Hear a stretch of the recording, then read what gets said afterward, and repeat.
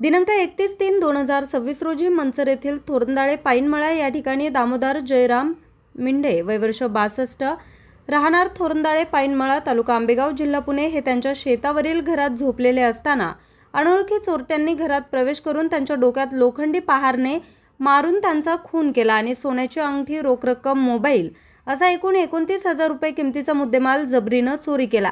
त्याबाबत Manchar police station गुन्हा register number 88/2026 भारतीय न्याय संहिता कलम 103(1), 311(3)(5) प्रमाणे गुन्हा दाखल झाला आहे।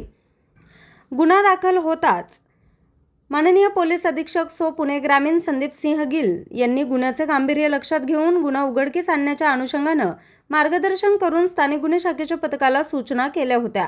सदर गुन्ह्यात कुठल्याही धागेदोरे नसताना सीसीटीव्ही फुटेजच्या आधारे खुनाच्या गुन्ह्यातील 2 संशयित इसमांचा पथकानं सुमारे 60 किलोमीटरच्या अंतरात 100 सीसीटीव्ही तपासण्यात आले। या तपासात आरोपीची गोपनीय माहिती काढून सराईत गुन्हेगारांवर 2 दिवस जंगल भागात पाळत ठेवून 5/4/2026 रोजी सापळा लावून पुणेवाडी परिसरातून आरोपी नामे कबीर उमऱ्या काळे वय वर्ष 24 सध्या राहणार पुणेवाडी तालुका पारनेर जिल्हा अहिल्यानगर व एक विधी संघर्षित बालक यांना जंगल भागात पाठलाग करत ताब्यात घेण्यात आलं। त्यांनी गुन्ह्यात वापरलेली पॅशन मोटारसायकल हस्तगत करण्यात आली आहे। अशा रीतीनं क्लिष्ट आणि आव्हान देणारा गुन्हा उघडकीस आणला आहे। तसेच या आरोपी व त्यांचे इतर साथीदार यांच्याकडून ओतूर, घोडेगाव, मंचर, दिंडोरी पोलीस स्टेशन इतर 4 जबरी चोरीचे गुन्हे उघडकीस आणले आहेत।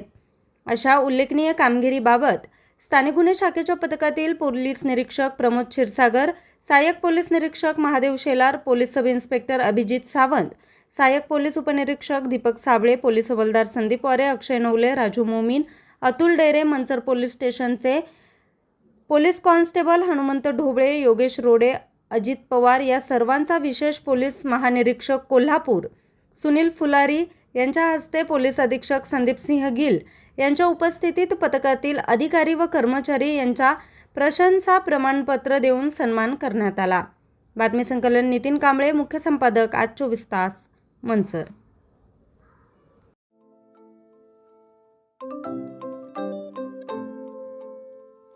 नवनवीन आणि ताज्या घडामोडींसाठी आज 24 तास सबस्क्राईब करा। त्याचबरोबर बेल आयकॉनवर क्लिक करा आणि मिळवा आमच्या बातम्यांच्या नोटिफिकेशन्स। तसेच आज 24 तासची प्रत्येक बातमी आपल्याला कशी वाटली हे कळवा, लाईक करून, कमेंट करून आणि आमच्या बातम्या शेअर सुद्धा करा।